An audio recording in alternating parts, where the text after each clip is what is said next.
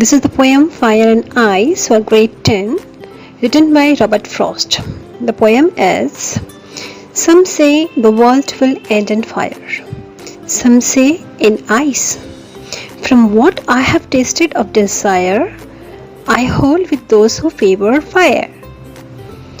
But if it had to perish twice, I think I know enough of hate to say that for destruction ice is also great and would suffice.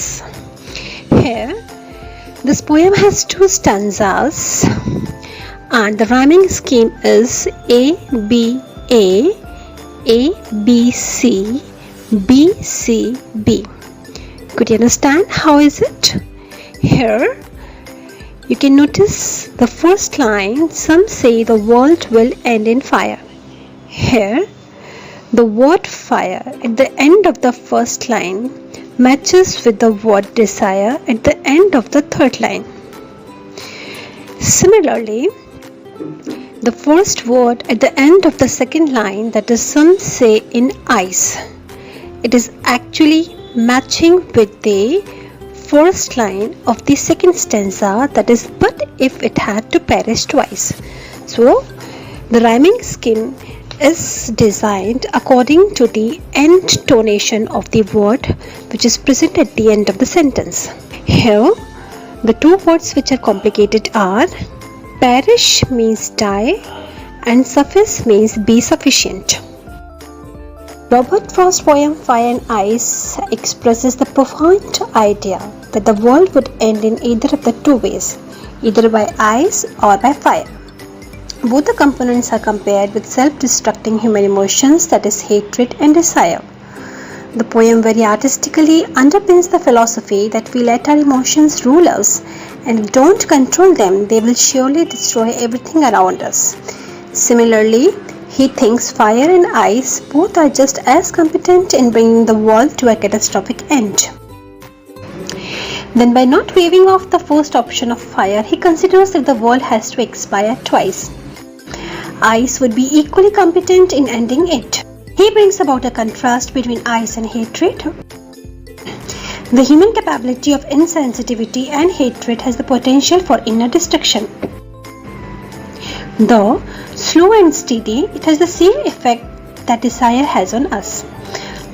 So, if given an option between fire and ice, ice would be just as good as fire to destroy the world. Here, the literary devices are: first is assonance, that is, it is the repetition of vowel sound in same line. The repetition is at different places in different words. Example is the long sound of O in I hold with those who favor fire. Next is alliteration. Alliteration is the repetition of a consonant sound at the start of two or more closely placed words. Example is the sound of F in favor, fire, and W in world, will. Next is imagery. Imagery is used to make readers perceive things involving their five senses. Example, some say the world will end in fire. To say that for destruction, ice is also great. Next is anaphora, the repetition of a word or expression at the start of two or more consecutive lines.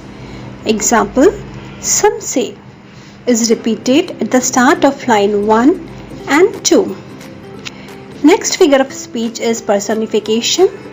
Personification is to give human qualities to inanimate objects. In this poem, fire and ice are capable of destruction. Thus, the poet personifies fire and ice by giving them mind and power to destroy anything. And the last figure of speech is enchantment. It is defined as thought or clause that does not come to an end at the line break. Rather, it moves over to the next line. Example, from what I have tasted of desire, I hold with those who favor fire. Now, the first question asked in the poem is, there are many ideas about how the world will end. Do you think the world will end someday? Have you ever thought what would happen if the sun got so hot that it burst or grew cooler and colder? Answer is, unfortunately, the world is going to end one day and there is nothing we can do about it. There are many ideas as to how it will end, but one can't say surely. The reason that life exists only on Earth is that the circumstances and temperature is apt to make it possible. If the sun gets so hot one day that it is at the verge of bursting, it would lead to rapid destruction as there would be fire everywhere. Conversely, if it grows colder and colder, there will be ice everywhere on Earth and life in any form would not be able to sustain at such a temperature. Now next question is, for Frost, what do fire and ice stand for? He has given some ideas here like greed, conflict, insensitivity, avarice, fury, coldness, cruelty, intolerance, indifference, lust, rigidity, hatred.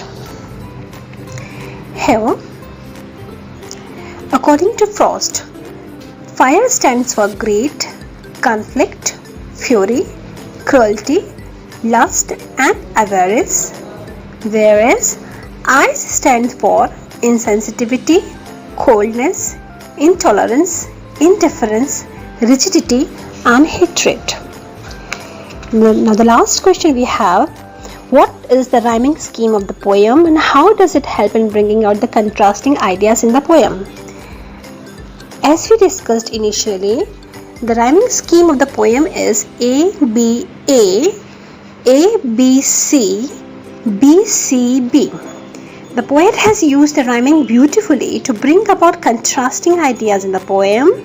He has used the ideas of two groups who believe that the world would come to a catastrophic end either as a result of fire or as a result of ice.